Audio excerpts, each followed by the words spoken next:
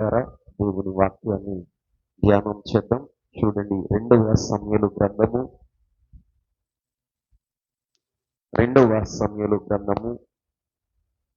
6వ అధ్యాయము 21వ వచనాన్ని ధ్యానం చేద్దాం. 2వ సమయలు గ్రంథము 6వ అధ్యాయము 21వ వచనం. నీ తండ్రిని అతని సంతతిని విసర్జించి ఇశ్రాయేలీయులను తన జనుల మీద నన్ను అధిపతిగా నిర్ణయించుటకై నన్ను ఏర్పరచుకొనిన యెహోవా సన్నిధిని నేను అలాగు చేసితిని. యెహోవా సన్నిధిని నేను ఆట ఆడుతుని. చాలండి. చదువుకున్న లేఖన భాగాన్ని ధ్యానం చేసినప్పుడు ఈ మాటలు మాట్లాడుతున్నది ఎవరంటే దావీదు మహారాజు. ఎవరండి? దావీదు మహారాజు. ఎవరితో మాట్లాడుతున్నారయ్య అంటే తన భార్య అయిన మీకాలుతో మాట్లాడుతున్నారు. ఎవరితోనండి? తన భార్య అయిన మీకాలుతో మాట్లాడుతున్నాడు. ఏమని మాట్లాడుతున్నాడయ్య అంటే, నీ తండ్రిని అతని సంతతిని విసర్జించి ఇశ్రాయేలీయులను తన జనుల మీద నన్ను అధిపతిగా నియమించుటకై నన్ను ఏర్పరచుకొనిన యెహోవా సన్నిధిని నేను ఎలాగూ చేసితిని అంటున్నాడు. అంటే ఇక్కడ మీకాలు తండ్రి ఎవరయ్యా అంటే సౌలు. ఇశ్రాయేలీయులకు మొదటి రాజు ఎవరయ్యా అంటే సౌలు మహారాజు. ఎవరండి? సౌలు మహారాజు. సౌలుని విసర్జించి దేవుడు దావీదును ఏర్పరచుకున్నాడు. సౌలు సంతతిని విసర్జించి దావీదును దేవుడు అధిపతిగా నిర్ణయించి ఏర్పరచుకున్నాడట. ఈ రోజున దేవుని పిల్లలమైన మన జీవితాల్లో దేవుడు మనల్ని ఒక అధిపతిగా ఏర్పరచుకోవాలి అంటే,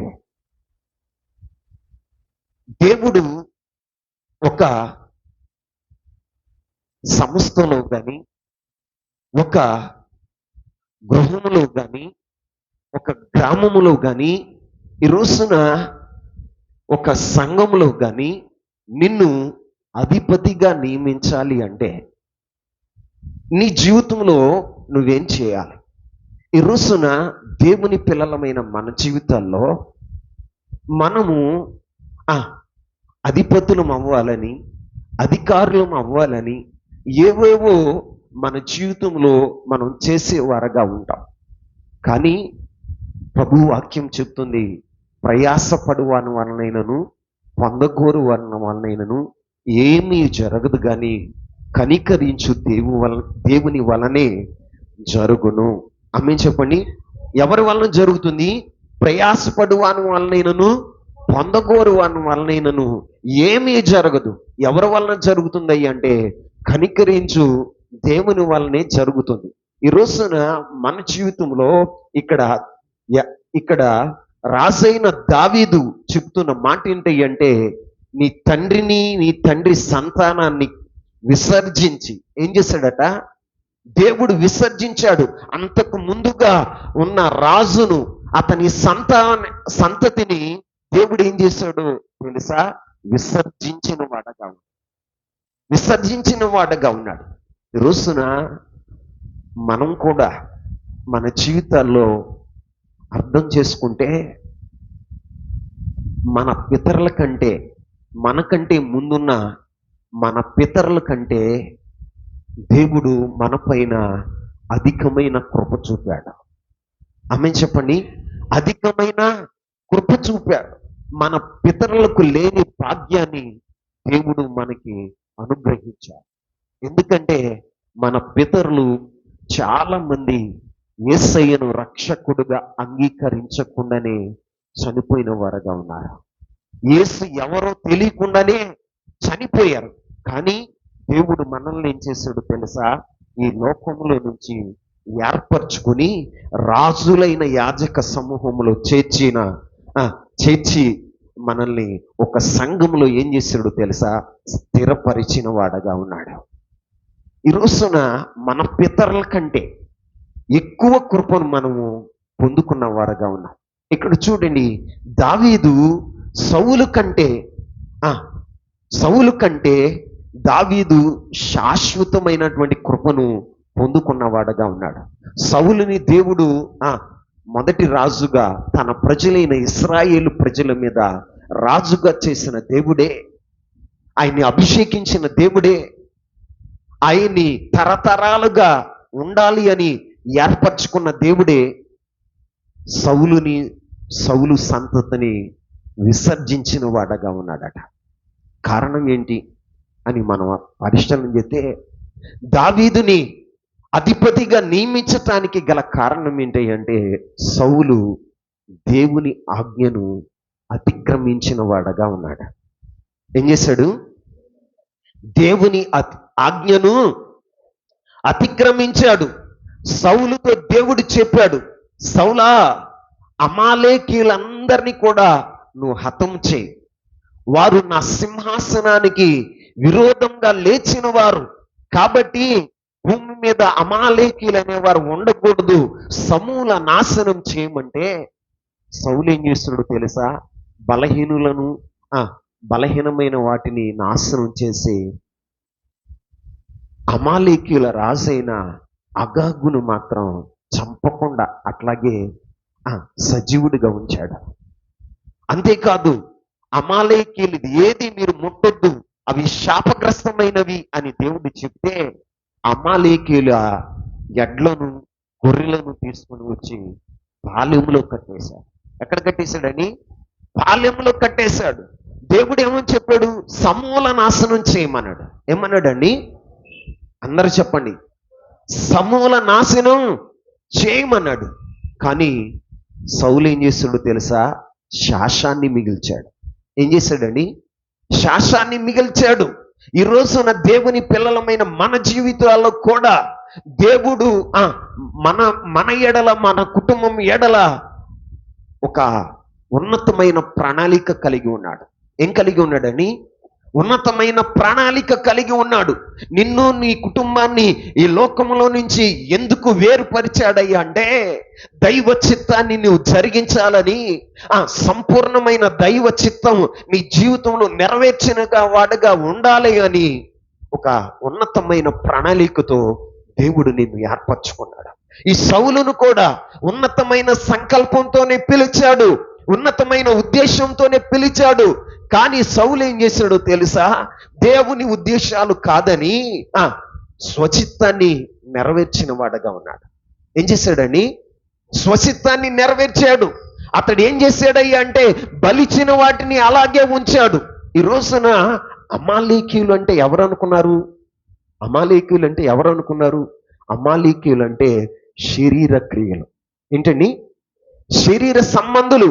అమాలేకీయులు ఎవరయ్యా అంటే శరీర సంబంధులు. ఎవరండి? శరీర సంబంధులు. ఈ రోజున దేవుడు కూడా నీతో చెప్తున్న మాట ఏంటయ్యా అంటే, శరీర క్రియలన్నిటినీ సమూలంగా నాశనం చేయమన్నాడు. ఏం చేయమన్నాడు? సమూలంగా నాశనం చేయమన్నాడు. శరీర క్రియలన్నిటినీ సమూలంగా నాశనం చేయమంటే నువ్వేం చేస్తున్నావు తెలుసా? బలహీనమైన వాటిని హతమార్చి, బలహీనమైన వాటిని అన్నిటినీ నీలో నుంచి తీసివేసి, బలమైనవన్నీ కూడా దాచిపెట్టి ఉంచుకుంటున్నావు. ఏం చేస్తున్నావు? దాచిపెట్టి ఉంచుతున్నావు. ఈ సౌలు ఎలాగైతే బలమైన ఎద్దులను, గొర్రెలను తీసుకొని వచ్చి పాలెంలో కట్టేశాడో, ఆ దేశాన్ని పరిపాలిస్తున్న నాయకుడైన అగాగును ఎలాగైతే బ్రతకనిచ్చాడో, అలాగే నీవు కూడా దేవుని సన్నిధిలో కూర్చున్న నీవు కూడా ఏం చేస్తున్నావయ్యా అంటే, నీ యొక్క శరీరంలో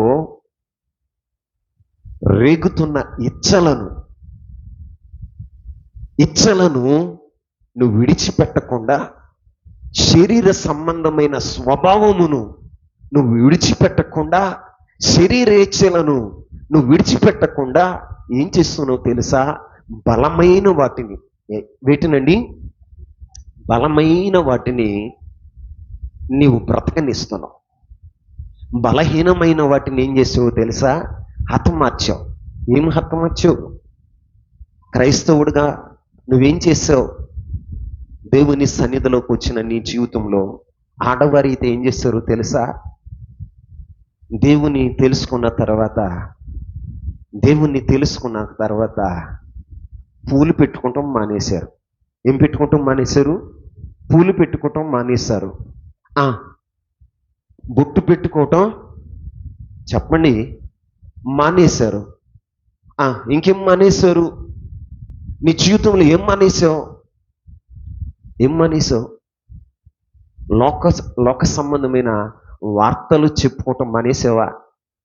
ఈ రోజున బలహీనమైన వాటిని మనుషులు ఏం చేస్తున్నారు అంటే బలహీనమైన వాటిని హతమారుస్తున్నారు. ఏంటి బలహీనమైనవి అంటే బూతులాడకుండా ఉంటున్నారు. పైకి ఎలా ఉంటున్నారు అంటే భక్తుపరులుగానే ఉంటున్నారు, కానీ లోపల అంతరంగంలో బలమైన వాటిని అలాగే భద్రపరిచారు. ఏం భద్రపరిచారు? బలమైన వాటిని అలాగే భద్రపరిచారు. అరే, లోక స్నేహాన్ని విడిచిపెట్టండిరా, లోక స్నేహము దేవునితో వైరము అని దేవుడు చెబుతుంటే మనం ఏం చేస్తున్నామయ్యా అంటే లోక స్నేహాన్ని విడిచిపెట్టట్లా. ఈ రోజున లోక స్నేహాన్ని విడిచిపెట్టట్లేదు. లోక స్నేహాన్ని అలాగే మన జీవితంలో భద్రపరుచుకున్న వారుగా ఉన్నాం. ఈ రోజున చూడండి, స్త్రీలు అలాగే చేస్తున్నారు. ఏటిని మార్చారయ్యా అంటే బొట్టు పెట్టుకోవటం, లేకపోతే కాటికి పెట్టుకోవటం, లేకపోతే పూలు పెట్టుకోవటం మానేశారు. కానీ అసూయ మానేశారా? జగడుగుండుతనం మానేశారా? ఈ రోజున ఆత్మీయురాలుగా నువ్వు ఆలోచన చేయి. ఈ రోజున మీ అత్తగారు, వృద్ధాప్యంలో ఉన్న అత్తగారు ఒక మాట అంటే విరుసుకు పడిపోతావు. ఎలా పడిపోతావు? విరుసుకు పడిపోతావు. నీ యొక్క కోడలు ఒక మాట అంటే నీవు విరుచుకు పడిపోతావు. కానీ ఈ రోజున తల్లిగా అత్తని, కోడల్ని కూతురుగా చూసే విశ్వాసులు ఎక్కడున్నారండి? బైబిల్లో నయోమి, రూతులను మనం పరిశీలన చేస్తే వారు అత్త కోడల్లాగా లేరు. ఎలా ఉన్నారు తెలుసా? తల్లి కుమార్తెలాగా, కూతురులాగా ఉన్నారు. మరి ఈ రోజున క్రైస్తవ జీవితంలో బలమైన వాటిని నువ్వు భద్రం చేసుకుని బలహీనమైన వాటిని నీవు నీ జీవితంలో హతమార్చిన వాడగా ఉన్నావు. ఏమున్నావు? హతమార్చిన వాడగా ఉన్నావు. ఈ రోజున చూడండి, క్రైస్తవ జీవితంలో కొన్ని చిన్న చిన్న మార్పులు. ఏ మార్పులండి?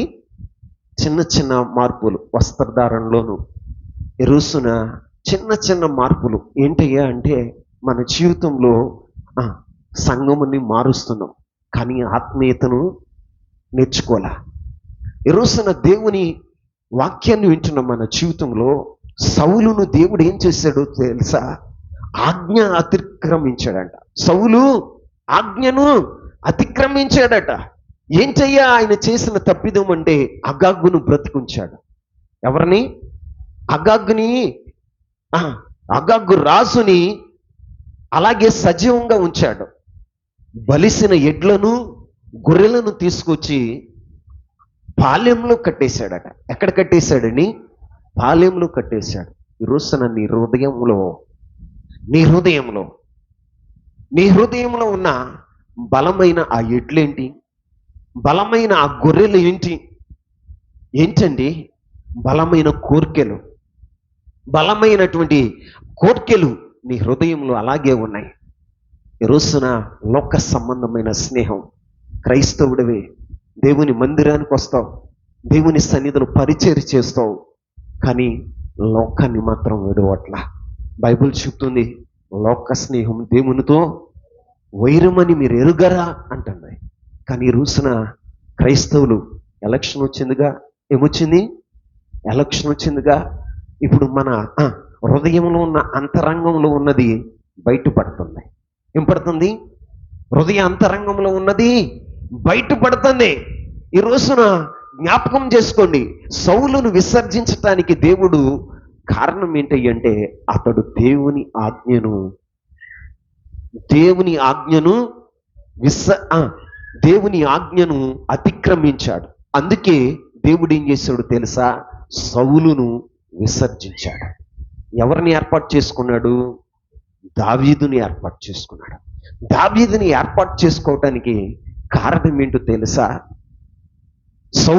సౌలు సంతతిని కాదని దావీదునే దేవుడు ఎందుకు ఏర్పరచుకున్నాడయ్య అంటే, దావీదులో ఉన్నతమైన క్వాలిటీస్లో ఉన్నాయి, ఆయనలో ఉన్నతమైనటువంటి లక్షణాలు ఉన్నాయి. దావీదులో ఉన్న లక్షణాలు ఏంటంటే క్లుప్తంగా 2-3 విషయాలు చెప్తాను. ఎక్కువసేపు విస్తరించి నేను చెప్పను, కానీ 1-2 విషయాలే చెప్తాను. చూడండి, మొదటి సమూయేలు గ్రంథం 13వ అధ్యాయం. మొదటి సమూయేలు గ్రంథం 13వ అధ్యాయం 14వ వచనాన్ని చదువుదాం. యెహోవా తన చిత్తానుసారమైన మనసు గల ఒకని కనుగొని ఉన్నాడు. నీకు ఆజ్ఞాపించిన దానిని నీవు గైకొనకపోతివి గనుక యెహోవా తన జనుల మీద అతనిని అధిపతిగా నియమించెను. ఎవరు అతడు అంటే దావీదుని అతనికి అధికారిగా నియమించటానికి గల కారణం ఇక్కడ ప్రభు చెప్తున్నాడు. యెహోవా తన జనుల మీద నీవు ఆజ్ఞాపించిన దానిని నీవు గైకొనకపోతివి అంటాడు. ఏం చేశాడట? దేవుడు ఆజ్ఞాపించిన దాన్ని సౌలు గైకోలా. ఈ రోజున నీకు ఎన్నో ఆజ్ఞలు దేవుడు జారీ చేశాడు. నీ జీవితంలో ఎన్నో ఆ ఆజ్ఞలను నీకు చెప్తూ ఉన్నాడు. మరి ఈ రోజున నీవెలా ఉన్నావు? దేవుని ఆజ్ఞలను గైకొంటున్నావా? ఆజ్ఞను అతిక్రమించటమే పాపమని దేవుని వాక్యం సెలవిస్తుంది. ఆజ్ఞ అతిక్రమమే పాపం. ఈ రోజున దేవుడు నీతో చెప్పిన దాన్ని చేయకపోవటమే ఆజ్ఞ అతిక్రమం. ఈ రోజున మొదటిగా మన తల్లిదండ్రులు, ఆది తల్లిదండ్రులు ఎవరు అంటే ఆదాము, అవ్వ. వారు ఏదెన్లో ఏం చేశారు? ఆజ్ఞను అతిక్రమించారు. దేవుడు తినొద్దన్న పండును తిన్నారు. వారి జీవితంలో ఏం కొని తెచ్చుకున్నారు తెలుసా? మరణాన్ని.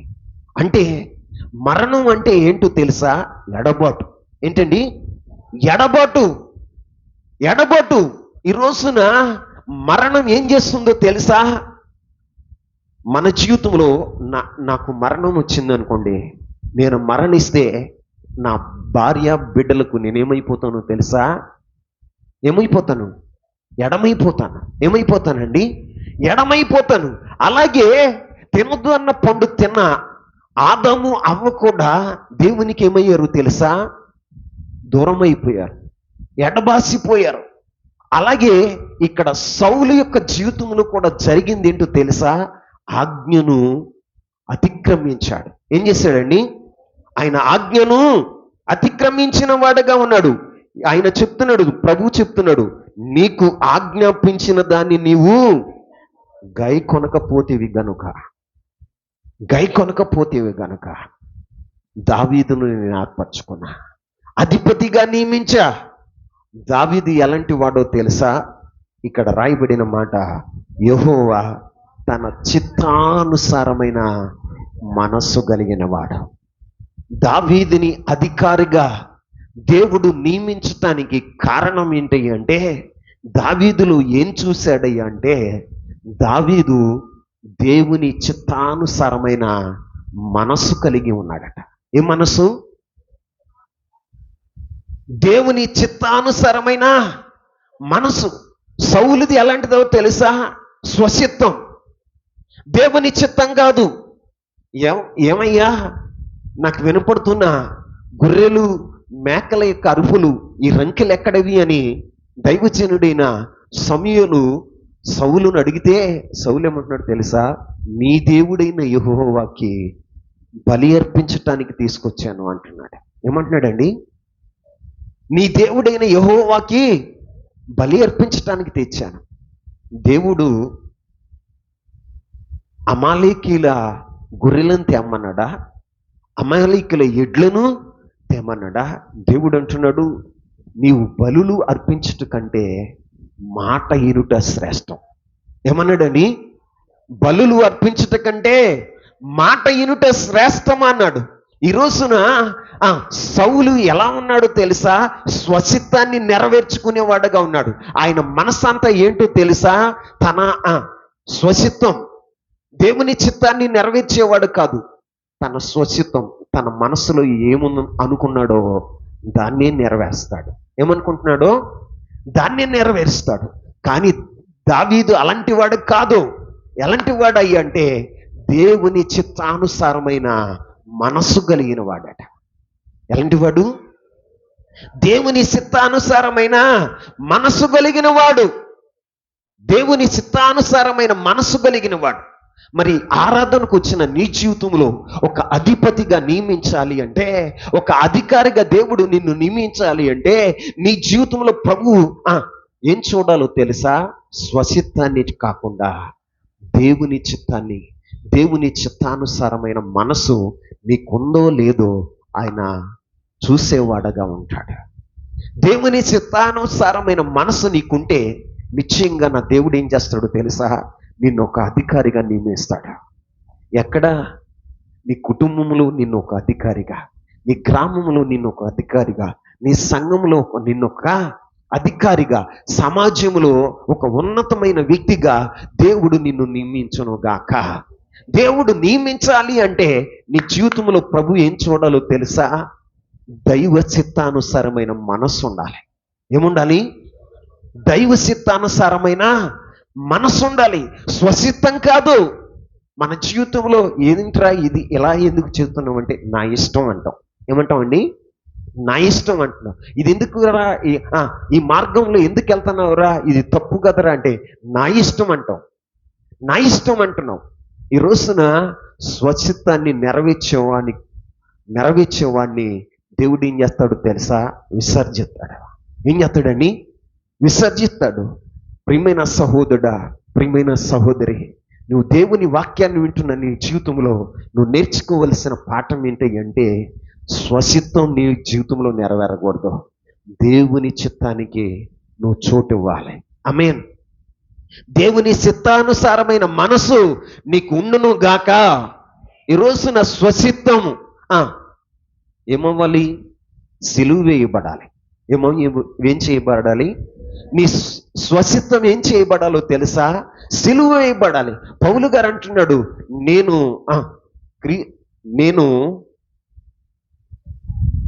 జీవించుచున్నది నేను కాదు, క్రీస్తు యేసే నాలో జీవించుచున్నాడు అంటాడు.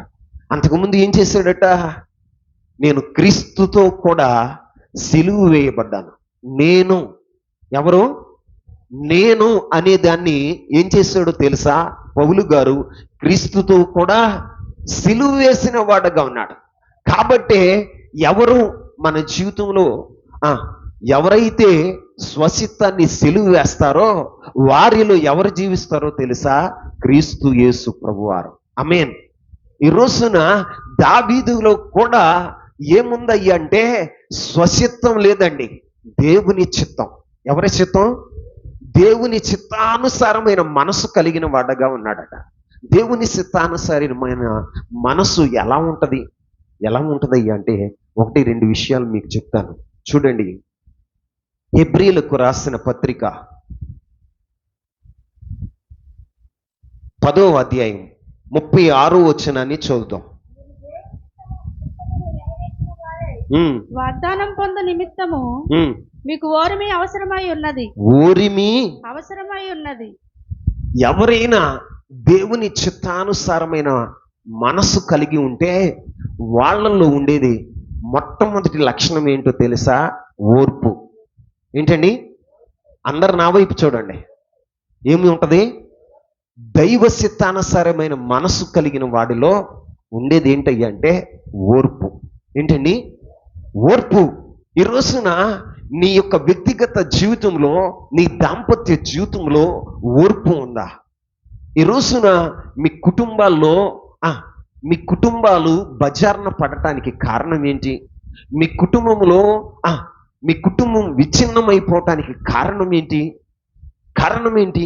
ఈ రోజున కుటుంబాల్లో వ్యక్తిగత జీవితాల్లో ఏం లేదు తెలుసా? ఓర్పు లేదు. ఏం లేదండి? ఓర్పు లేదు. నిజంగా దావీదు యొక్క జీవితంలో ఎంత ఓర్పు కలిగి ఉన్నాడో తెలుసా? దావీదు సౌలు యుద్ధాలు చేశాడు. ఎవరి యుద్ధాలండి? చెప్పండి. సౌలు జయం పొందాలని, సౌలు మహారాజుగా ఉండాలని, దేవుని చేత అభిషేకించబడిన వాడని దావీదు ఏం చేశాడో తెలుసా? సౌలు పక్షాన నిలబడి ఫిలిస్తీయులతో యుద్ధం చేసిన వాడుగా ఉన్నాడు. శత్రువులతో యుద్ధం చేసిన వాడుగా ఉన్నాడు.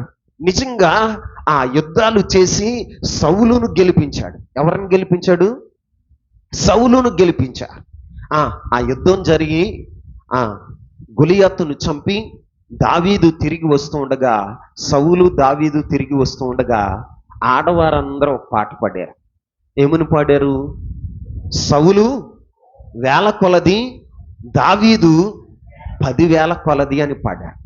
వెంటనే సౌలుకి ఏమొచ్చిందో తెలుసా? హృదయంలో మనస్తాపం చెంది ఇక దావీదును చూసినప్పుడు విషపు చూపు చూస్తున్నాడట. ఏ చూపండి? విషపు చూపు చూస్తున్నాడట. నిజంగా దావీదు ఎక్కడన్నా హెచ్చించుకున్నాడా? మీరు పాడండి అని పాటగాళ్ళని పెట్టాడా? పాడిందెవరండి? ఇశ్రాయేలులో ఉన్న స్త్రీలు. వారు పాటలు పాడారు. నిజంగా దావీదు వారికి చెప్పలా. కానీ సౌలు ఏం చేశాడు తెలుసా? విషపు చూపు చూశాడట. అప్పటి నుంచి సౌలు దావీదును చంపాలని ఎన్నో ఉపాయాలు, ఎన్నో పన్నాగాలు పన్ని ఎన్నోసార్లు దావీదుని తరిమిన వాడుగా ఉన్నాడు. దావీదు మీద తన ఈటిని విసిరిన వాడుగా ఉన్నాడు. కానీ దావీదు మాత్రం ఓర్పుగా ఉన్నాడు. ఎలా ఉన్నాడండి? ఓర్పుగా ఉన్నాడు. ఇప్పుడు అన్యాయంగా చంపాలనుకుంటున్నాడు సౌలు. దావీదు ఏ పాపం చేయలా, ఏ తప్పిదము చేయలా. కానీ సౌలు ఏం చేస్తున్నాడో తెలుసా? ముమ్మారు ఈటీసిరాడు. ఏమిసిరాడని? ముమ్మారు ఈటీసిరాడు. చంపాలని ప్రయత్నం చేశాడు. కానీ దావీదు ఏం చేశాడో తెలుసా? ఓర్చుకున్న వాడుగా ఉన్నాడు. ఆయన్ని చంపాలని అరణ్యంలో వెంటాడుతూ ఉంటే అయినా ఓర్చుకున్నాడు. దేవుడు సౌలుని దావీదు చేతికి అప్పగిస్తే దావీదు ఏమన్నాడు తెలుసా? దేవుని చేత అభిషేకించబడిన వాడిని ముట్టకూడదు అని. కనీసం ఆయన్ని ముట్టలేదండి. తన ఆయుధాలు తీసుకున్నాడు కానీ, తన వస్త్రపు సెంగును కత్తిరించాడు కానీ, తన యొక్క నీళ్ల బుడ్డిని తీసుకున్నాడు కానీ సౌలును ముట్టలా. ఎవరిని ముట్టలా? మనమైతే అలా ఉంటామా? మనం అలా ఉంటామా?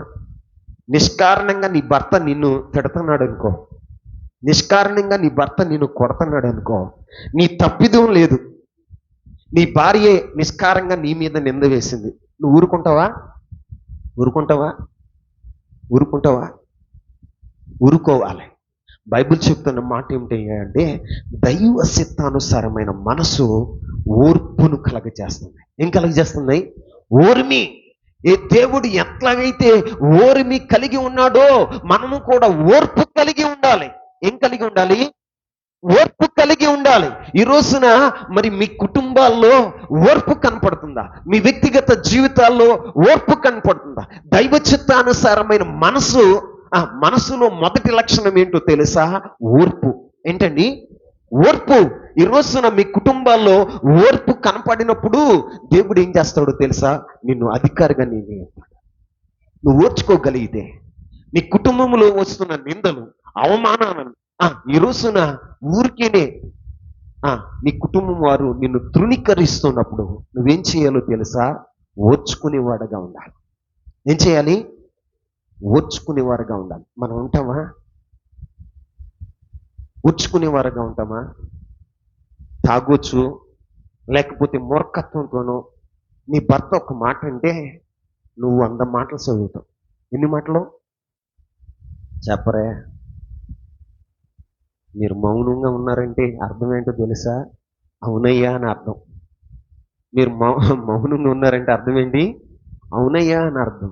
మీరు చెప్తే ఇంకా మంచోళ్ళు, చెప్పకపోయినా మీరు మంచోళ్ళే. దేవుని స్తోత్రం కలుగును గాక. హల్లెలూయా. ఈ రోజున దేవుని పిల్లలమైన మన జీవితాల్లో దైవ చిత్తానుసారమైన మనసు కలిగినప్పుడు ఏం కలిగి ఉంటామో తెలుసా? ఓర్పు. ఒక రోజున దావీదు ఒక మార్గం గుండా వెళతా ఉంటే సిమ్మి అనేవాడు, ఎవరండి? షిమ్మి అనేవాడు ఏం చేశాడో తెలుసా? దావీదు మీద రాళ్ళు వేస్తూ దావీదుని నోటికొచ్చినట్టుగా మాట్లాడుతున్నాడట. ఎలా మాట్లాడుతున్నాడు? నోటికొచ్చినట్లుగా మాట్లాడుతున్నాడట. పక్కన ఉన్నటువంటి సైన్యములో ఉన్న ఆ సైన్యాధిపతులు అంటున్నారు, రాజా నువ్వు ఒక్కసారి అంటే చాలు చిమ్మి గడిని ఒక్క దెబ్బకి చంపేద్దాం అంటున్నారట. దావీదేమంటున్నాడు తెలుసా? దేవుడు నన్ను తిట్టడానికి, నన్ను తృణీకరిస్తానికి సిమ్మిని ఏర్పాటు చేసుకున్నాడు. ఏమన్నాడండి? సిమ్మిని ఏర్పాటు చేసుకున్నాడు కాబట్టి వాడిని తిట్టని, వాడు రాళ్ళి విసరని అని ఓర్చుకున్నాడే కానీ వాడిని చంపలేదండి, వాడిని దండించలేదు. ఈరోజు నా సైన్యం ఉంది, పక్కనే సైన్యం ఉంది. మనమైతే ఏం చేస్తాం? రాజుగారు ఏం చేస్తావు? నీ అన్నదమ్ములు 4 ఉంటే నిన్ను ఏమన్నా అన్నారనుకో, నువ్వు కొట్టలేకపోయినా ఎగిరి ఒకటే కొట్టొచ్చు. అది మానవ స్వభావం, స్వచిత్తం. దైవ స్వభావం ఏంటో తెలుసా? దైవ చిత్తం ఏంటో తెలుసా? ఓర్చుకోవటం. ఏంటండి? ఓర్చుకోవటం. ఈ రోజున దేవుని పిల్లలుగా మనం నేర్చుకోవలసిన పాఠం ఏంటంటే, దావీదు దేవుని చిత్తానుసారమైన మనుషుడు, దేవుని చిత్తానుసారమైన మనసు కలిగిన వాడు. ఆయనలో ఏముంది అంటే ఓర్పు ఉంది. ఏముందండి? దైవ చిత్తానుసారమైన మనసు కలిగిన వాడిలో ఏముంటుందో తెలుసా? ఓర్పు. మరి నీ జీవితంలో అది ఉందా?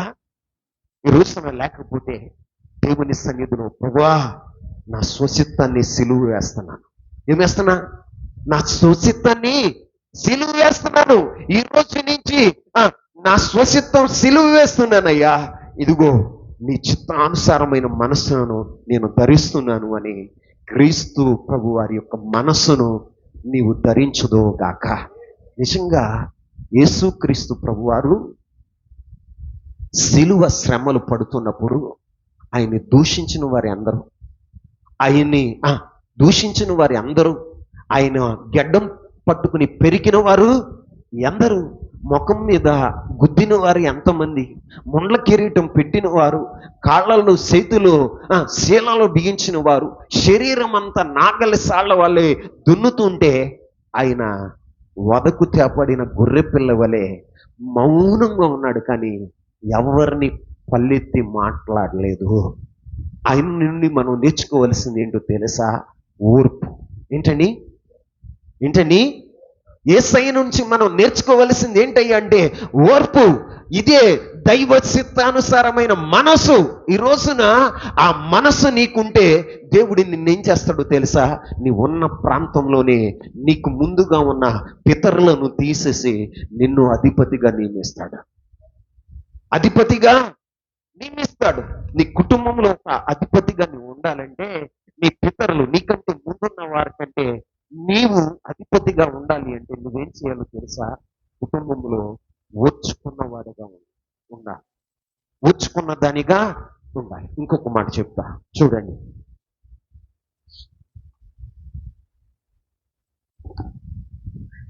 అపోస్తుడైన పౌలు తెస్సలోనీయులకు రాసిన పత్రిక, మొదటి పత్రిక 4వ అధ్యాయం 5వ వచనాన్ని చదువుతాం. మీలో ప్రతి వాడును దేవుని ఎరుగని అన్యజనుల వలె కామాభిలాష యందు కాక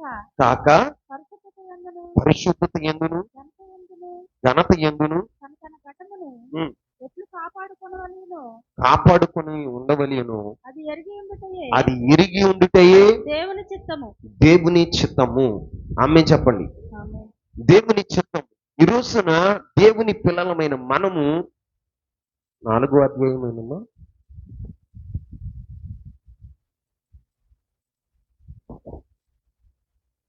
ఆ, 5వ అధ్యాయము 16-17 వచనాలు. ఎడతగ ప్రతి విషయమునందు కృతజ్ఞతాస్తుతులు చెల్లించుడి. కృతజ్ఞతాస్తుతులు చెల్లించుడి. ఇలాగ చేయుట ఇలాగు చేయుట యేసుక్రీస్తునందు యేసుక్రీస్తునందు మీ విషయములో మీ విషయంలో దేవుని చిత్తము. దేవుని చిత్తము. ఆమె చెప్పండి. ఇక్కడ దైవ చిత్తాన్ని గురించి తెస్సలోనీయులకు రాసిన పత్రికలో మొదటి పత్రికలో రాయబడి ఉంటుంది. ఒకటి, మన ఘటమును అంటే మన దేహాన్ని పరిశుద్ధంగా ఉంచుకోవటమే దేవుని చిత్తం. ఎందుకనంటే మన దేవుడు పరిశుద్ధుడు కాబట్టి ఆయన ఆరాధించు వారు ఎలా ఉండాలో తెలుసా? పరిశుద్ధత కలిగి ఉండాలి. రెండవది, ఇక్కడ రాయబడిన మాట ఏంటి అంటే ప్రతి విషయములో, అందరూ చెప్పండి, ప్రతి విషయములో కృతజ్ఞతాస్తుతి చెల్లించుటయే దేవుని చిత్తం. ఈ రోజున మరి నీ జీవితంలో ప్రతి విషయంలో దేవునికి కృతజ్ఞతాస్తుతి చెల్లిస్తున్నావా? నీ ఘటమును నీవు కాపాడుకుంటున్నావా? పరిశుద్ధతగా ఉండటానికి నీ ఘటాన్ని నువ్వు కాపాడుకోగలుగుతున్నావా? దేవుని చిత్తానుసారమైన మనసు కలిగిన వాడు ఎలా ఉంటాడో తెలుసా? దేవుని చిత్తాన్ని జరిగించేవాడు ప్రతి విషయంలో కృతజ్ఞతాస్తుతి ఏం చెల్లిస్తాడు? చెప్పండి చెప్పండి. మనం చెల్లిస్తున్నామా? ప్రతి విషయంలో, ఒక్క విషయంలో కాదు. దావీదు యొక్క జీవితంలో ఉన్నదేంటో తెలుసా? ప్రతి విషయంలో కూడా దేవునికి కృతజ్ఞతాస్తుతి చెల్లించేవాడు. ఆమె చెప్పండి. ఆయన రోజుకి ఎన్నిసార్లు దేవుని సన్నిధిలో కృతజ్ఞతాస్తుతి చెల్లించేవాడంట? దినమునకు 7 మార్లు. ఎన్ని మార్లు? నువ్వు దినానికి ఒకసారన్నా తెలుసుకుంటావా? దేవునికి స్తోత్రం అని చెప్తావా? దేవా, ఈ నూతన దినాన్ని ఇచ్చినందుకు నీకు వందనాలు. ఈ నూతన దినాన్ని నువ్వు నాకు ప్రసాదించినందుకు, నాకంటే గనులైన వారు, నాకంటే యోగ్యులు, పరిశుద్ధులు ఈ సమయాన్ని చూడలేకపోతే నువ్వు ప్రేమించి మరొక నూతన దినాన్ని దయాకిరీటంగా నువ్వు నాకు దయచేసావు ప్రభువా, నీకు స్తోత్రం అని దేవునికి స్తోత్రం తెలుస్తుందా? ప్రతి విషయంలోనూ దావీదు ఏం చేశాడో తెలుసా? కృతజ్ఞతాస్తుతి చెల్లించాడు. అమ్మాయి చెప్పండి. ఇది దైవ చిత్తానుసారమైన మనసు. యేసయ్య కూడా ఏ కార్యం చేసిన దేవునికి కృతజ్ఞతాస్తుతులు చెల్లించేవాడు. చూడండి, ఆయన 5 రొట్టెలు 2 చిన్న చేపలను 5,000 మందికి పంచేటప్పుడు రొట్టెను పట్టుకుని ఏం చేశాడో తెలుసా? ఆకాశం వైపు ఎత్తి కృతజ్ఞతాస్తుతులు చెల్లించి వారిని విరిసి ఆశీర్వదించి వారికి వడ్డించిన వారు. ఈ రోజున దేవుని పిల్లలమైన మన జీవితంలో కూడా దేవుని చిత్తానుసారమైన మనసు కలిగి ఉండాలి అంటే మొదటిది ఊర్మి అవసరం. రెండవది మన జీవితంలో కృతజ్ఞతాస్తుతి చెల్లించుట. మూడవది మన జీవితంలో పరిశుద్ధత కలిగి ఉండాలి. ఏం కలిగి ఉండాలండి? పరిశుద్ధత కలిగి ఉండాలి. ప్రతి విషయంలో దేవుని చిత్తానుసారమైన మనసు అంటే ఆయన ఏం చేస్తాడో తెలుసా? దేవుడే ఒక స్టేట్మెంట్ ఇచ్చాడు దావీదును గురించి. ఏమని ఇచ్చాడో తెలుసా? బెత్షెబాతో తప్ప ఆయన మరి ఎన్నడూ పాపం చేయలేదట. ఏం చేయలేదండి? పాపం చేయలేదట. పాపం చేయలేదట. దేవుడే చెప్పాడు. ఈ రోజున నీ జీవితంలో నీ ఘటాన్ని నువ్వు కాపాడుకోగలుగుతున్నావా? దేవుని మందిరానికి వస్తున్న నీవు, నా దేవుడు పరిశుద్ధుడు, నేను కూడా పరిశుద్ధంగా ఉండాలి, లోకంలో పరిశుద్ధత కలిగి నేను బ్రతకాలి, క్రీస్తును నాలో నేను చూపించాలి అనే ఉన్నతమైన ఉద్దేశం కలిగి ఉంటే పరిశుద్ధత కలిగి ఉంటావు. ఏం కలిగి ఉంటావు? పరిశుద్ధత కలిగి ఉంటావు. ఈ రోజున దేవుని పిల్లలుగా మీతో చెప్పే మాట ఏంటంటే ప్రతి విషయంలో దేవునికి కృతజ్ఞతాస్తుతి చెల్లించు. ఇంకో మాట చెప్పన, దేవుని సన్నిధులు, దేవుని చిత్తానుసారమైన మనసు కలిగిన వాళ్ళలో ఉండే లక్షణం ఏంటంటే కొలస్సీలకు రాసిన పత్రిక 1వ అధ్యాయం 10వ వచనాన్ని చూడండి. అందుచేత ఈ సంగతిని విని నాటి నుండి మేమును మీ నిమిత్తం ప్రార్థన చేయటం మానక మీరు సంపూర్ణ జ్ఞానమును ఆత్మ సంబంధమైన వివేకమును గలవారును ఆయన చిత్తమును పూర్ణముగా గ్రహించిన వారును ఆయన చిత్తమును పూర్ణముగా గ్రహించిన వారమై ప్రతి ప్రతి సత్కార్యములో సత్కార్యమును సఫలమగుచు సఫలమగుచు దేవుని విషయమైన ఆ, జ్ఞానమందు అభివృద్ధి పొందుచు అభివృద్ధి పొందుచు అన్ని విషయములలో ప్రభువును సంతోషపెట్టినట్లు ప్రభువుని సంతోషపెట్టినట్లు ఆయనకు తగినట్లుగా ఆయనకు తగినట్లుగా నడుచుకొనవలననియు నడుచుకొనవలనని నడుచుకోను. ఈ రోజున ప్రభు చిత్తాన్ని ఎరిగిన వాడు ఏం చేస్తాడో తెలుసా? దైవ సంబంధమైన జ్ఞానం కలిగి ఉంటాడు. ఏ జ్ఞానం? దైవ సంబంధమైన జ్ఞానం కలిగి ఉండి ఏం చేస్తారో తెలుసా? వారు అన్ని విషయంలో ప్రభువుని సంతోషపెట్టేవారుగా ఉంటారు. ఎలా ఉంటారు? ప్రభువుని సంతోషపెట్టేవారుగా ఉంటారు. ఒక పని చేస్తున్నాము అంటే దేవుని యొక్క అనుమతి కావాలి. ఏం కావాలి? దేవుని అనుమతిని తీసుకోవాలి. ఈ రోజున నీ జీవితంలో నువ్వు చేసే పనుల్లో దేవునిని సంతోష పెట్టగలుగుతున్నావా? నీవు దేవుని సంతోష పెట్టగలుగుతున్నావా? నువ్వు చేసే పనులు ఎలా ఉండాలో తెలుసా? దేవునికి సంతోషంగా ఉండాలి. ఆమేన్. ఇలా దావీదు తన జీవితంలో దైవ సంబంధమైన జ్ఞానం కలిగి ఉన్నాడు. ఏ జ్ఞానం అండి? దైవ సంబంధమైన ఆత్మ సంబంధమైన జ్ఞానం కలిగి ఉన్నాడు. సౌలుకి దైవ సంబంధమైన జ్ఞానం లేదు. ఏ జ్ఞానం లేదండి? దైవ సంబంధమైన జ్ఞానం లేదు. అందుకే స్వచిత్తాన్ని నెరవేర్చాడు.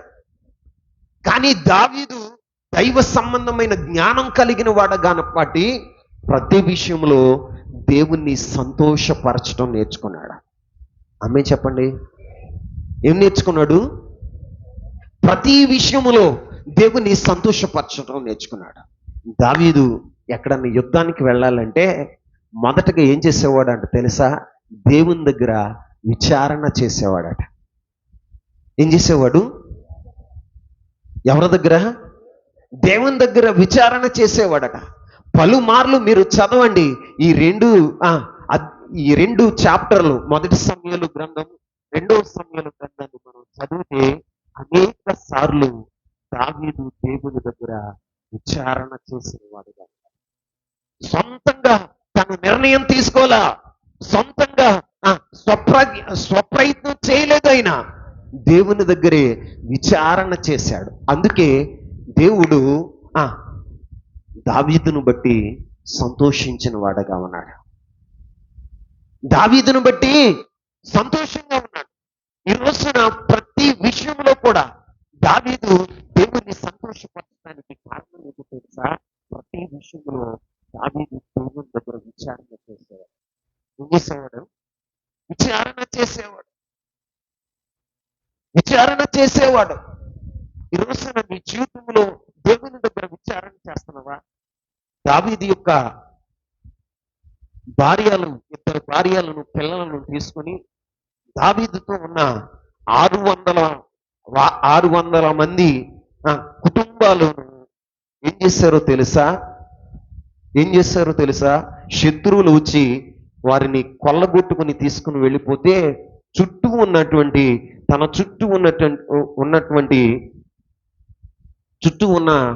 600 మంది దావీదు మీద చంపటానికి రాళ్ళెత్తారట. ఏమెత్తారని? రాళ్ళెత్తారట. అప్పుడు దేవుని బట్టి ధైర్యంగా ఉండి అతడు ఏం చేశాడో తెలుసా? అలాంటి పరిస్థితుల్లో ఆ చుట్టూ ఉన్న 600 మంది ఏడ్చి ఏడవటానికి ఓపిక లేనటువంటి పరిస్థితుల్లో వారు ఉంటే, వారి భార్యలను బట్టి, వారి పిల్లలను బట్టి వారు ఏడవలేని పరిస్థితుల్లో ఉంటే దావీదు ఏం చేశాడో తెలుసా? దేవుని దగ్గర విచారణ చేసిన వాడుగా ఉన్నాడు. నిజంగా యాజకుని దగ్గరికి వెళ్ళి ఎపోదు తీసుకుని వచ్చి దేవుని దగ్గర విచారణ చేద్దాం. ఈ రోజున నా శత్రువులైన అమాలేకీయులను నేను తరుముతాను. ఇదిగో అమాలేకీయులు నా చేతికి అప్పగిస్తావా? పోగొట్టుకున్న దాన్ని అంతటిని నేను సంపాదించుకోగలుగుతానా అని దేవుని దగ్గర విచారణ చేసిన వాడుగా ఉన్నాడు. ఇప్పుడు తెలుసా, తన జీవితంలో బాధ కలిగినప్పుడు, ఎప్పుడండి బాధ కలిగినప్పుడు తన వారిని అందరినీ పోగొట్టుకున్నటువంటి పరిస్థితిలో దావీదు ఏం చేశాడో తెలుసా, దేవుని దగ్గర విచారణ చేశాడు. నీ జీవితంలో ఏదైనా నష్టం జరిగితే, ఏదైనా కష్టం వస్తే, నీ జీవితంలో దుఃఖం వచ్చినప్పుడు దేవుని దగ్గర విచారణ చేసే అనుభూతి ఉందా నీ జీవితంలో? అనుభూతి ఉందా? బాధ కలిగినప్పుడు ఏదో ఒకటి చేసేస్తాం, మనకు తోసింది చేసేస్తాం. కానీ దావీదు అలా చేయలేదండి. ప్రతి విషయములో దేవుని దగ్గర విచారణ చేసి ఆ దేవుణ్ణి సంతోషపరిచిన వాడగా ఉన్నాడు. ఆమేన్ చెప్పండి. నిజంగా మన పిల్లలు, మనం కన్న పిల్లలు ఒక పని చేసేటప్పుడు, అమ్మా నేను డ్రెస్ కొనుక్కుంటాను అని నీతో చెప్తే ఏమంటావు? ఏమంటావండి? అమ్మా మీరు బట్టలు కొనుక్కోవచ్చా వద్దా అని చేతి పెట్టుకుని అడిగారు, నువ్వేమంటావు? చెప్పండి, ఏమంటారు?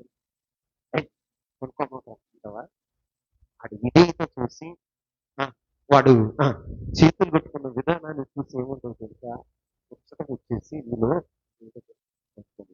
ఏమంటా కొనుక్కున్నాను, అనుమతి ఇస్తాం. అన్ని బట్టి ఏం చేస్తాం తెలుసా, లోపల లోపల ముసి నువ్వులు నవ్వుకుంటాం. అవునా కదా? మన పిల్లలు ప్రతి విషయంలో మనం అడుగుతూ ఉంటే మనం ఏం ఊహించుకుంటాం తెలుసా, వీళ్ళు పెద్దోళ్ళైనా కూడా నన్ను అడుగుతూ ఉన్నారు అని మనసులో సంతోషం కలిగి. అలాగే దావీదు యొక్క జీవితంలో దేవుని ప్రతి విషయంలోనూ దేవుని దగ్గర విచారణ చేసేవాడు. అందుకే ఆ ఏమని రాయబడి ఉందో తెలుసా, దైవ చిత్తానుసారమైన మనసు ఏం చేస్తుందో తెలుసా, ప్రభుని ఎల్లప్పుడూ సంతోషపరుస్తారు. ఏం చేస్తుంది? ఎల్లప్పుడూ సంతోషపరిచేవారుగా ఉంటారు. దావీదు కూడా ఏం చేశాడయ్య అంటే దేవుని దగ్గర విచారణ చేసి ప్రతి విషయంలో కూడా దేవుణ్ణి సంతోషపరిచిన వాడుగా ఉంటాడు. ఆమేన్ చెప్పండి. కానీ సౌలాల లేడు. ఆత్మ సంబంధమైన జ్ఞానం సౌలుకి లేదు. దేవుని దగ్గర విచారణ చేద్దాము, సమయాన్ని వెయిట్ చేద్దాము అన్నటువంటి లక్షణం లేదు. ఒకసారి బలి అర్పించడానికి సౌలుని సమూయేలు అన్నాడు, ఫలానా రోజున నేను బలి అర్పించడానికి వస్తున్నాను, బలిని సిద్ధపరుచు ఉంటూ బలికి కావలసినవన్నీ ఉంచు అంటే ఇక సౌలు అన్ని సిద్ధపరిచాడు. సమూయేలు రావటం లేట్ అయ్యేసరికి ఏం చేశాడు తెలుసా, తనే బలి అర్పించాడు. ఎవరు? తనే, దావీదే బలి అర్పించేశాడండి. క్షమించండి, సౌలే బలి అర్పించేశాడు. యాజకుడు చేయవలసిన పని కూడా ఎవరు చేశారో తెలుసా, సౌలు చేశాడు. ఓర్పు లేదు ఆయనలో. యాజకుడు చేయవలసిన పని సౌలు చేశాడు. ఆ బలి అర్పించిన మరుక్షణం ఏం చేశాడో తెలుసా, సమూయేలు వచ్చాడు. ఎవరు వచ్చారండి? సమూయేలు వచ్చాడు. ఈ రోజున మన బుద్ధి తెలుసుకోవటం, ఎవరి బుద్ధి? మన బుద్ధి తెలుసుకోవటానికి కొన్నిసార్లు దైవ షాపులు ఏం చేస్తారో తెలుసా, ఆలస్యంగా వస్తారు. నువ్వు బుద్ధిమంతుడువా బుద్ధిహీనుడు అని తెలియటానికి. నిజమే, బైబిల్లో రాయబడిన మాట ఏంటో తెలుసా, మత్తయి శుభవార్తలో 25వ అధ్యాయంలో చదవదులే, నా వైపు చూడండి. 10 మంది కన్నికలు ఉన్నారంట. ఎవరు? 10 మంది కన్నికలు ఉన్నారంట. 10 మంది కన్నికులే. 10 మంది దగ్గర డ్యూటీలు ఉన్నాయి. 10 మంది కూడా పెండ్లి కుమారుని కొరకు ఎదురు చూసేవాళ్లే. ఎవరు? 10 మంది కూడా ఎదురు చూసేవాళ్లే. కానీ విచిత్రం ఏంటంటే 5గురేమో సిద్ధిల్లో నూనె పూసుకొని వారు ప్రయాసపడి కష్టపడి కొంచెం దూరం నడిచేలారు. కానీ 5గురు ఎలా వెళ్ళారు తెలుసా, డ్యూటీలు లేపించుకుని డ్యూటీల నిండా నూనె పోసేసుకుని మాకు చాలే అనుకుని వెళ్ళిపోయారు. ఈ రోజున వాళ్ళు వెళ్ళిపోయిన తర్వాత ఏం జరిగిందంటే, పెండ్లి కుమారుడు ఆలస్యం చేశాడు. ఏం చేశాడు? చెప్పండి. పెండ్లి కుమారుడు ఆలస్యం చేశాడు. ఆలస్యం చేసి వస్తానన్న గంటకి రాకుండా 12ంటికి వస్తానన్నాడు. ఆయన 12ంటికి రాలా, 1 గంటకు వచ్చాడు. ఎన్నింటికి వచ్చాడు? 1 గంటకు వచ్చాడు. ఈలోగా వీళ్ళ డ్యూటీలు ఆరిపోబోయినాయి. ఆ, అప్పుడు ఏం చేశారు అంటే 5గురు వాళ్ళతో తీసుకెళ్లిన సిద్ధిల్లో ఉన్న నూనెని తీసుకుని వారి డ్యూటీలో పోసుకుని వారి డ్యూటీలని వెలిగించుకున్నారు. మిగిలిన వారు అంటున్నారు, మా డ్యూటీలు ఆరిపోతున్నాయి, ఏమండి మా డ్యూటీలు ఆరిపోతున్నాయి, కొంచెం నూనె పోతావా అంటే, మీకు మాకు సాలదు కానీ అమ్మేవాళ్ళ దగ్గరికి వెళ్ళి సావుకారు దగ్గరికి వెళ్ళి కొనుక్కొచ్చుకో అన్నారు. వాళ్ళు ఏం చేశారయ్య అంటే కొనటానికి వెళ్ళారు. ఈలోగా పెండ్లి కుమారుడు వచ్చాడు, వెళ్ళిపోయాడు. సిద్ధపడిన వారిని తీసుకుని వెళ్ళి విందుశాలలో కూర్చోబెట్టాడు. ఎక్కడ కూర్చోబెట్టాడని? విందుశాలలో కూర్చోబెట్టాడు. చూడండి, ఆ పెండ్లి కుమారుడు 1 గంట లేటుగా రావటం వలన ఏం తెలిసిందో తెలుసా? వారి బుద్ధి బయటపడింది. ఎవరు బుద్ధిమంతులో ఎవరు బుద్ధిహీనులో తెలియబడింది. ఈ రోజున నేను చెప్పే మాట ఏంటంటే, మన జీవితంలో కూడా దేవుని కార్యాలు లేకపోతే దైవ శాఖలు నీ జీవితంలో ఆలస్యంగా వచ్చినంత మాత్రాన తొందరపడకూడదు. ఏం చేయకూడదు? నీ బుద్ధి బయటపడతాడు. కొంతమంది కొంచెం లేకపోతే ఏం పడుతున్నారు, ఏం పని ఉండదు, ఏమీ పని ఉండదు, ఇది నీ పని. సంఘంలో ఎంతమంది ఉన్నారు? ఎన్ని సంఘాల్లో ఉండాలి? మన మినిస్ట్రీలో ఎన్ని సంఘాలు ఉన్నాయి? ఆ సంఘాల్లో ఏదన్నా పని వచ్చింది, అక్కడికి వెళ్ళి రావచ్చు. నువ్వు అదురుపడటం కాదు, నీ బుద్ధిని కనుపరచడం కాదు. ఇక్కడ సౌలు ఏం చేశాడు తెలుసా? సమూయేలు లేటుగా వచ్చాడని బలి అర్పించకూడదు, యాజకులు చేయవలసిన పని రాజుగారు చేసి బలి అర్పించేశాడు. అర్పించిన మరుక్షణం ఎవరు వచ్చారో తెలుసా? సమూయేలు వచ్చాడు. దేవుడు చూశాడు, అరే వీడు అమాలేకీల మీద యుద్ధానికి వెళ్ళమంటే యుద్ధానికి వెళ్ళి అమాలేకీలందరినీ సమూల నాశనం చేయమంటే శాసాన్ని మిగిల్చాడు. ఇక్కడ యాజకులు చేయవలసిన పనిని తనే చేశాడు. అంత వ్యతిరేకంగా చేస్తున్నాడు అని దేవుడు ఏం చేశాడు తెలుసా? దేవుడు సౌలును విసర్జించిన వాడగా ఏం చేశాడని? సౌలును విసర్జించాడు. కారణం ఏంటి అంటే స్వచిత్తాన్ని నెరవేర్చాడు. ఏం నెరవేర్చాడండి? స్వచిత్తాన్ని నెరవేర్చాడు. కానీ దావీదైతే దేవుని చిత్తానుసారమైన మనసు. ఏ మనసు? దేవుని దేవుని చిత్తానుసారమైన మనసు తెలుసా? దేవుని సంతోషపడు, దేవుని జ్ఞానాన్ని కలిగి ఉంటాడు. దేవుని చిత్తానుసారమైన మనసు పరిశుద్ధతను కాపాడుకొని ప్రతి విషయంలో కృతజ్ఞత స్తుతి చెల్లించేవారుగా ఉంటారు. దైవ చిత్తానుసారమైన మనసు ఎలా ఉంటుంది? ఓరిమిని కలిగి ఉంటుంది. ఏం కలిగి ఉంటుంది? ఓరిమి కలిగి ఉంటుంది. అందుకే దావీదును దేవుడు ఎన్నిక చేశాడు. ఏం చేశాడండి? అధిపతిగా ఏర్పరచుకున్నవాడుగా ఉన్నాడు. ఏర్పరచుకున్నవాడుగా ఉన్నాడు. ఇంకో మాట చదువుదామా దావీదు గురించి? దావీదులో ఉన్న ఇంకో లక్షణం ఏంటో తెలుసా? అదే మొదటి సమూయేలు గ్రంథం 15వ అధ్యాయం 28వ వచనం. ఇప్పుడు సమూయేలు అతనితో ఇట్లనెను, నేడు యెహోవా ఇశ్రాయేలు రాజ్యమును నీ చేతిలో నుండి లాగివేసి నీకంటే ఉత్తముడైన నీ పొరుగువానికి దానిని అప్పగించి ఉన్నాడు. ఉత్తముడు అనే మాటకి అర్థం ఏంటి? ఉత్తముడు అనే మాటకు అర్థం ఏంటి? మంచివాడు. ఏంటండి? మంచివాడు. నీకంటే మంచివాడిని. అక్కడ రాయబడిన మాట ఏంటో తెలుసా? దేవుడు చెప్తున్నమ్మా,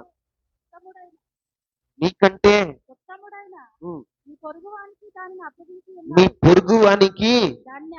దాన్ని అప్పగించి ఉన్నాను. ఆమేన్. ఎందుకు దేవుడు అధికారాన్ని ఇచ్చాడయ్య అంటే, ఇక్కడ రాయబడిన మాట దావీదు ఎలాంటి వాడు తెలుసా? ఉత్తముడుగా ఉంది. ఎలా ఉన్నాడు?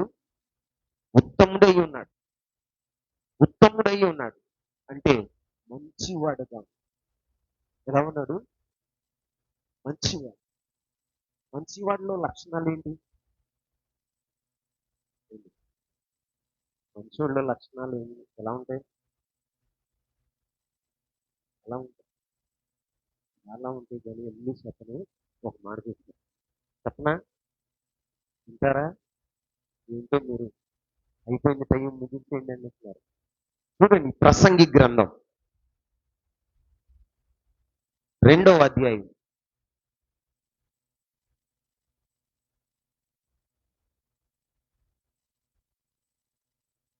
26వ వచనం.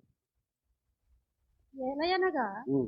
దైవ దృష్టికి మంచివాడుగా ఉండువానికి దైవ దృష్టికి మంచివాడిగా ఉండువానికి దేవుడు దేవుడు జ్ఞానమును తెలివిని జ్ఞానమును తెలివిని తెలివిని ఆనందమును అనుగ్రహించును. అనుగ్రహించును. అయితే ఆమె చెప్పండి. ఈ రోజున దేవుని పిల్లలమైన మన జీవితాన్ని దేవుని దృష్టికి ఎలా ఉండాలో తెలుసా? మంచి వారుగా ఉండాలి, ఉత్తములుగా ఉండాలి. ఉంటే దేవుడు మంచి వారికి ఏం చేస్తాడో తెలుసా? జ్ఞానము, తెలివిని, ఆనందమును దేవుడు అనుగ్రహించేవాడుగా ఉంటాడు. ఈ రోజున ఈ జీవితంలో దేవుని దృష్టికి ఎలా ఉండాలంటే మంచివాడుగా ఉండాలి. ఎలా ఉండాలి? మంచివాడుగా ఉండాలి. ఈ రోజున దేవుని సన్నిధిలో కూర్చున్న నీవు మంచివాడుగా మంచిదానిగా నువ్వు ప్రవర్తిస్తున్నవా? ఉత్తమమైన వాడుగా ఈ ఇంట్లో ఆ, ఉత్తమమైన కోడలు ఎవరా అంటే పలానా ఇది చూసి మీ అత్తగారు చూసి ఎరవకూడదు. ఏమరవకూడదు? చెప్పండి చెప్పండి. ఒక పెళ్ళిని చూసి ఇది కాలెక్కింది ఏమంటారు? చాలా చూస్తున్న మీ చెప్పే మోటింటే ఉత్తములుగా ఉండాలి. ఉత్తములు అంటే అర్థం ఏంటంటే మంచివారు. ఏంటండి? మంచివారు. మంచివారు ఏం చేస్తారు? మన జీవితంలో మంచివారి గురించి మనం ధ్యానం చేస్తే బైబిల్లో మంచి తండ్రి తన పిల్లలకు ఆస్తిని సమకూరుస్తాడు. ఎవరికి? తన పిల్లలకు ఆస్తిని సమకూరుస్తాడు. మంచివారు ఏం చేస్తారో తెలుసా? తన ఇంటి వారి కొరకు ఆ, కావలసిన వాటిని సమకూర్చేవారుగా ఉంటారు. ఈ రోజున దేవుని పిల్లల మీద మన జీవితాలు, మనం ఏ కుటుంబంలో ఉన్నాం, ఏ సంఘంలో ఉన్నాం, మనల గురించి ఏ సాక్ష్యం పొందాలయ్యా అంటే మంచివాడు, ఉత్తముడు. అందరు చెప్పండి, ఉత్తముడు. దావీదు దేవుని దృష్టికి ఎలా ఉన్నాడు అంటే మంచివాడుగా ఉన్నాడు, ఉత్తముడుగా ఉన్నాడు. అందుకే దావీదుకి ఏమి ఇచ్చాడు తెలుసా? ఆ, తెలివిని, జ్ఞానమును, ఆనందాన్ని ఇచ్చాడు. ఏమిచ్చాడు? తెలివిని, జ్ఞానమును, ఆనందాన్ని అనుగ్రహించేవాడు. ఈ రోజున ఈ జీవితంలో కూడా దేవుని దృష్టికి నువ్వు ఉత్తముడుగా ఉంటే, మంచివాడుగా ఉంటే ఈ జీవితంలో కూడా నేను చెప్తుంది జ్ఞానాన్ని ఆయన అనుగ్రహించేవాడుగా. ఈ రోజున దేవుని సన్నిధికి వచ్చిన దేవుని దృష్టికి, ఎవరి దృష్టికి? దేవుని దృష్టికి మంచిగా నీవు ఎప్పుడైతే ఉంటావో అప్పుడు ఆయన ఈ ఈవులన్నీ నీకు అనుగ్రహించేవాడుగా ఉంటాడు. మరి నీ జీవితంలో నువ్వు ఎలా ఉంటున్నావు? మంచివాడుగా ఉంటున్నావా? మంచివాడు ఆ, తన ఇంటి వారి కొరకు, తన పిల్లల కొరకు సమకూర్చేవాడుగా. దావీదైతే ఏం చేశాడు తెలుసా? దేవుని ఇద్దరు కొరకు విస్తారమైన బంగారం, వెండిని, ఇనుముని, దేవదారు వృక్షములను, మందిరానికి కావలసిన వనరులన్నిటినీ సమకూర్చిన వాడగా. అందుకే దావీదు యొక్క మనస్సును ఎరిగిన దేవుడు ఇతడు ఉత్తముడు, ఏమనుకున్నాడండి? ఉత్తముడు, ఇతడు మంచివాడు అని దావీదుని అధికారిగా నియమించారు. ఈ రోజున నీ జీవితంలో కూడా ఈ ఈ ఆరాధనలో పాల్గొన్న నీవు కూడా మంచివాడుగా, ఉత్తముడుగా ఉండవుగాక. నీ కుటుంబానికి కావలసిన వాటిని నువ్వు సమకూర్చుదువుగాక. నీ పిల్లలకు కావలసిన వాటిని నువ్వు సమకూర్చుదువుగాక. సంఘానికి కావలసిన వాటిని సమకూర్చుదువుగాక. సువార్త కొరకు కావలసిన వాటిని సమకూర్చుదువుగాక. ఇప్పుడు ఆమేనండ్రే, ఆస్తికి మీ పిల్లల కోసం అంటే ఆమేనన్నారు, సంఘం కోసం అంటే ఆమేనన్న మాట రాక. ఈ రోజున దేవుని దృష్టికి మనము మంచివారుగా, ఉత్తములుగా ఉండాలి అంటే సమకూర్చేవారుగా ఉండాలి. ఆమేన్ చెప్పండి. అందుకే దేవుడు దావీదుని అధికారిగా నియమించాడు. సౌలును విసర్జించాడు, దావీదుని ఏర్పరచుకుని అధికారిగా నియమించాడు. ఒకటి, దావీదులో ఉన్న లక్షణం ఏంటి? దైవ చిత్తానుసారమైన మనసు. రెండు, దావీదులో ఉన్న లక్షణం ఏంటి? దైవ చిత్తానుసారమైన మనసులోనే ఓర్పు, పరిశుద్ధత, కృతజ్ఞత, అన్ని విషయాల్లో ఆయనకి కృతజ్ఞత స్తుతి చెల్లించటం. ఇంకేంటయ్యా అంటే జ్ఞానం కలిగి దేవుని సంతోషం. ఇది ఒక పాయింట్. ఒక పాయింట్లో సభ్యత ఉంది. అర్థమైందా? రెండోది మంచితనం. ఏంటని? ఉత్తముడు. ఆయన ఉత్తముడుగా, మంచివాడుగా కనపడ్డాడు. దేవుడు అధికారిగా నియమించాడు. ఇంకొక మాట చెప్తాను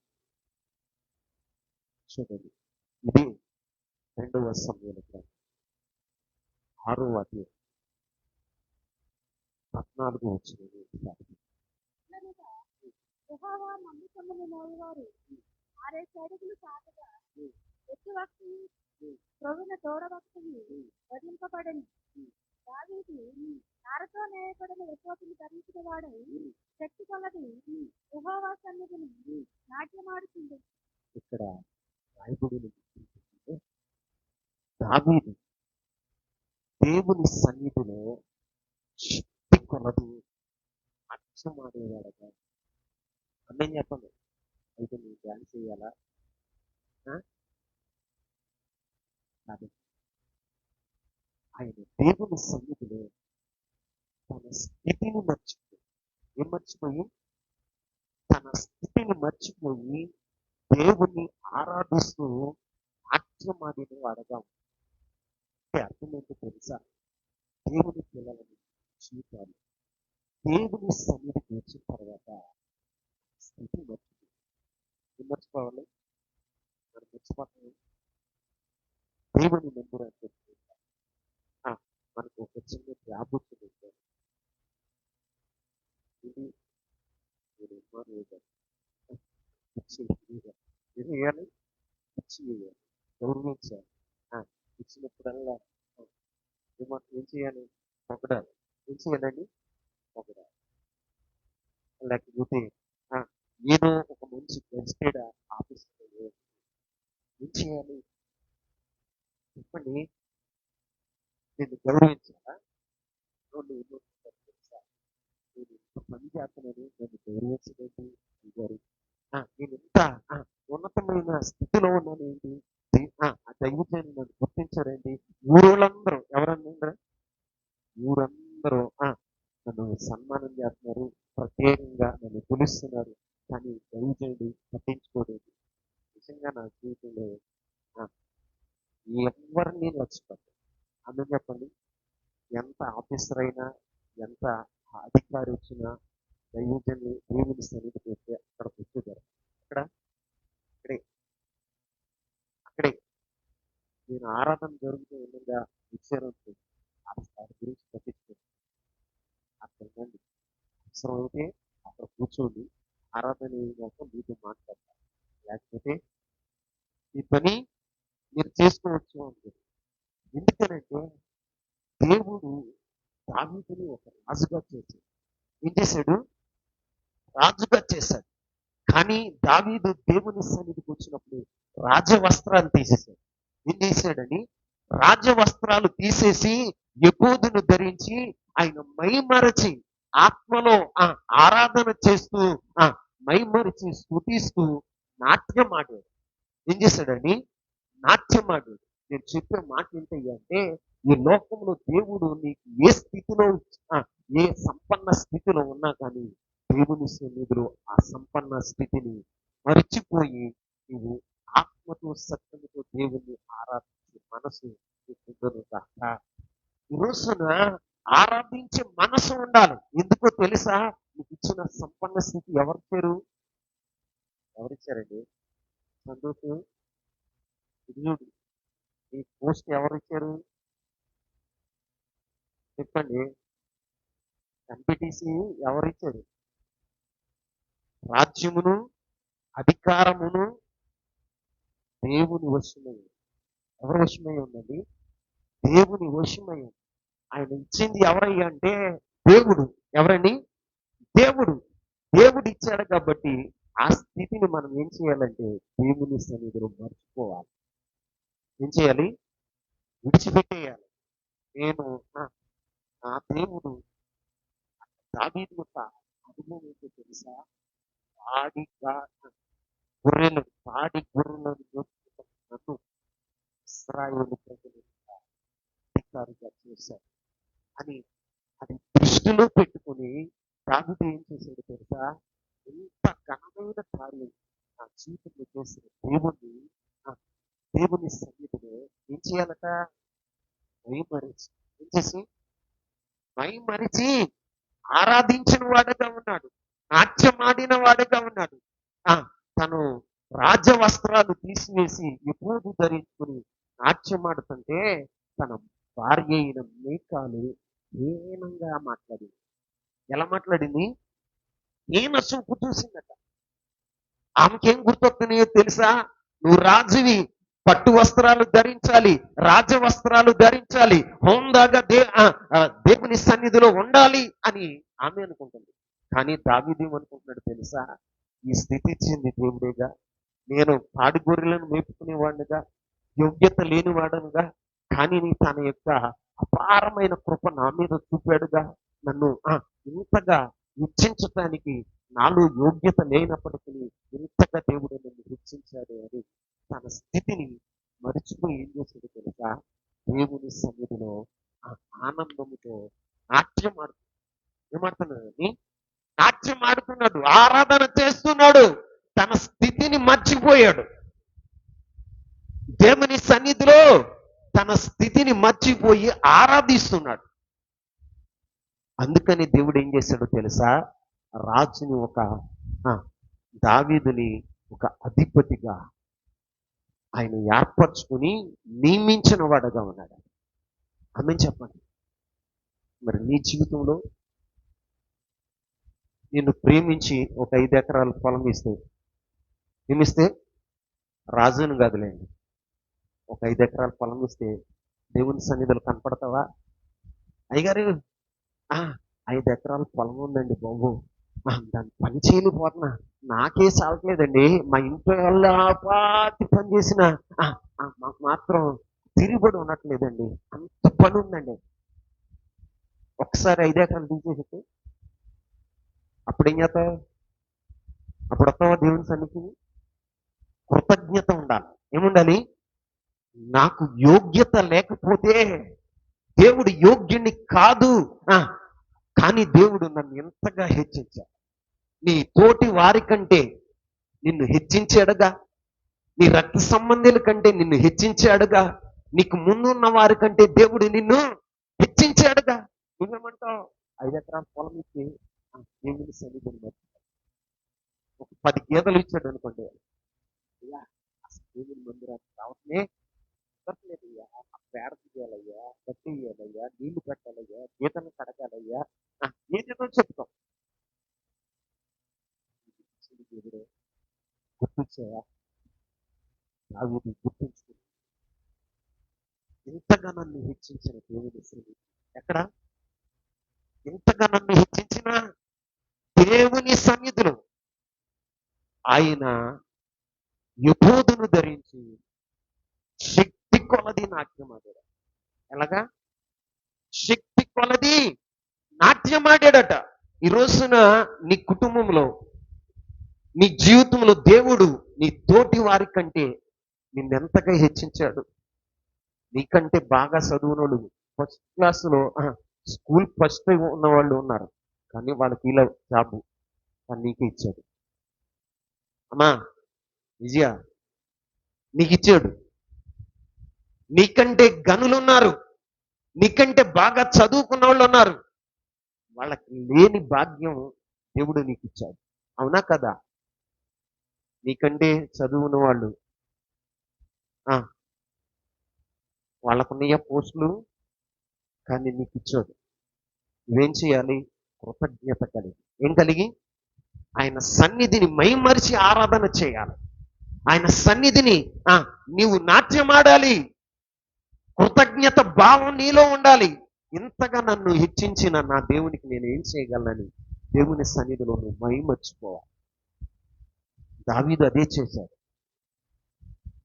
భార్య హీన చూపు చూసింది, అప్పుడు అది చెప్తున్నాడు ఈ మాటలు. ఏమన్నా తెలుసా? ఏమని చెప్పాడు? నీ తండ్రిని అతని సంతతిని విసర్జించి ఇశ్రాయేలుల మీద అధిపతిగా నిర్ణయించుటకై నన్ను ఏర్పరచుకున్న యెహోవా సన్నిధిని నేను అలాగు చేశాను. ఎలా చేశాడు? శక్తి కొలది దేవుని సన్నిధిలో నాట్యం ఆడిన వాడగా ఉన్నాడు. ఆమేన్ చెప్పండి. దేవుని సన్నిధిలో శక్తి కొలది ఆరాధన చేసిన వాడుగా ఉన్నాడు. తన శక్తి కొలది ఆరాధించాడు. ఈ రోజున నీవేం చేయాలో తెలుసా? దేవుని సన్నిధిలో శక్తి కొలది చేయాలి. అలా చేసేవారిని చూసి నువ్వు కానీ నేను పరిచయం అనుకో, ఏంటంటరా దేవుని సన్నిధిని భయం ఉనికిపోతున్నాడు అన్నావు అనుకో, దేవుడు ఏం చేస్తాడో తెలుసా? నీ జీవితంలో పనిష్మెంట్ ఇస్తాడు. అది కూడా చెప్తా. ఈ మేకలు దేవుని సన్నిధిలో నాట్యం ఆడుతున్న దావీదుని హీనపరిచింది. ఆమె జీవితం ఏం జరిగిందో తెలుసా? తన జీవిత కాలం అంతట్లో అది గర్భం మూయబడింది. ఎమ్ముబడింది? గర్భం మూయబడింది. ఈ రోజున కారణం ఏంటి అంటే ఆమె హీనపరచబడ్డది. ఏం చేయటం బట్టి? దేవుని సన్నిధిలో నాట్యం ఆడేవాడిని హీనపరిచినందుకు దేవుడు ఏం చేశాడో తెలుసా? ఆమె గర్భాన్ని మూసాడు. ఏం చేశాడని? ఇప్పుడు 10 మంది ఏమంటున్నారు? ఆమె ఉగ్రాలు. అందరి ముందు ఏమైంది? హీనపరచబడి. ఈ రోజున మీతో చెప్తున్న మాట, దేవుని సన్నిధిలో ఉన్న వారిని నువ్వు హీనపరిచితే దేవుడు ఏం చేస్తాడో తెలుసా? నీ ద్వారాలు కూడా మోస్తాడు. ఏం చేస్తాడు? కొంతమంది అంటారు, ఎరా ఈ పాస్టర్ ఏంటో వణికిపోతున్నాడు. వణుకుతున్నాడు. దేవుడు ఏం చేశాడు? దేవుడు తన జీవితంలో ఏం చేశాడో అది తెలుసుకుని వణుకుతున్నాడు. నువ్వు వణకకుండా ఉన్నావనుకో, నిన్ను దేవుడు ఒకసారి వణికిస్తాడు. ఏం చేస్తాడు? వణికిస్తాడు. ఏం చేస్తాడో తెలుసా? నేను పరిచయం అనుకో, నిన్ను ఎలా హీనపరచాలో నా దేవునికి తెలుసు. మేకాల యొక్క గర్భాన్ని మూసేశాడంట. అక్కడ చదవండి, కింద వచ్చును. మరణం వరకు సౌలు కుమార్తె మీకాలు పిల్లలు కనకుండా. ఏం కనకుండా? ఎందుకనండి? ఇంతకంటే మరీ ఎక్కువగా నేను తృణీకరింపబడిన నా దృష్టికి నేను అల్పుడనై ఉన్నప్పుడు నీవు చెప్పిన పనికత్తెల దృష్టికి గనుడుగా మీకలుతో అనేను. మరణం వరకు సౌలు కుమార్తె ఏం కనలేదు. ఎందుకని? దేవుడు ఏం చేశాడు తెలుసా? ఆమె గర్భాన్ని మూసి హీనపరిచాడు. ఈ రోజున దేవుని పిల్లలుగా నీతో చెప్పే మాటలు ఏం చేయాలంటే, దేవుని సన్నిధిలో ఎంత సంపన్న స్థితిలో ఉన్నా ఆయన సన్నిధికి వచ్చేసరికి నువ్వు ఒదిగిపోవాలి. ఏం చేయాలి? తగ్గించుకోవాలి. ఎంతగా నువ్వు తగ్గించుకుంటావో అంతగా దేవుడు నిన్ను ఏం చేస్తాడు తెలుసా? హెచ్చిస్తాడు. కాదు నేను వెళ్ళబూస్తాను, నా గర్వాన్ని వెళ్ళబూస్తాను, నా యొక్క పదవిని వెళ్ళబూస్తాను అంటే మేకల్కి ఏం చేశాడు తెలుసా? రాజు ఆ రాజు భార్యగానే ఉంచాడు. కానీ పిల్లలు కనకుండా ఆమె గర్భాన్ని మూసాడు. ఏమైందో తెలుసా? మరణం వరకు. ఎంతవరకు? మరణం వరకు. అందరిని చూసింది. అందరిని చూసి ఏమవుతుందో తెలుసా? బాధపడుతుంటాను, ఎందుకు మన పెళ్ళి ఎందుకులే, పిల్లలకి పుట్టేసి, ఈ పిల్లల్ని చూసి వీళ్ళకి పిల్లలు పుట్టేసి అందరిని చూసుకుని బాధపడతాం తప్ప నీ జీవితంలో సంతోషం ఉండదు. అందుకే మీకు చెప్తున్నాను, దేవుని సన్నిధిలో తగ్గించుకునేవారిని దేవుడు ఏం చేస్తాడో తెలుసా? హెచ్చిస్తాడు. ఆమేన్. దేవుని సన్నిధిలో నాట్యం ఆడేవారిని దేవుడు ఉన్నతమైన స్థితిలో పెడతాడు. ఈ రోజున దేవుడు మీకు ఏ స్థితి ఇచ్చినా దేవుని సన్నిధిలో ఎలా ఉండాలి అంటే మిమ్మల్ని మీరు తగ్గించుకుందరు గాక. ఆమె చెప్పండి, తగ్గించుకుని దేవుని గణపరచుదురు గాక. అప్పుడు మీ జీవితంలో ఘనమైన స్థానంలో దేవుడు మిమ్మల్ని అధికారులుగా నియమించును గాక. ఉన్నతమైన స్థితిలో దేవుడు మిమ్మల్ని నియమించును గాక. నీవు దేవుణ్ణి గణపరచగలిగితే, దేవుని సన్నిధిలో గణపరచగలిగితే, దావీదును హెచ్చించిన రీతిగా నిన్ను, నీ కుటుంబాన్ని, నీ పిల్లలను, నీ సంతతిని దేవుడు హెచ్చించును గాక. అతి కృప పరిశుద్ధాత్మ దేవుడు మనందరికీ దయచేయును గాక. మకరితమా చిన్న ప్రార్థన చేద్దాం. మకరించండి.